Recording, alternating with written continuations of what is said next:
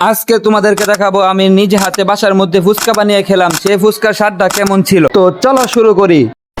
তো first of all এই ফুচকাগুলো আমি দোকান থেকে কিনে আনছিলাম, আর এই ফুচকাগুলো সচরাচর মুদিমালের দোকানে পাওয়া যায়। তারপর এক থেকে তিনটে আলু নিয়ে এই আলুগুলো আমি সিদ্ধ বসিয়ে দিলাম, আর এই আলুগুলো দিয়ে আমি বানাবো ঘুগনি।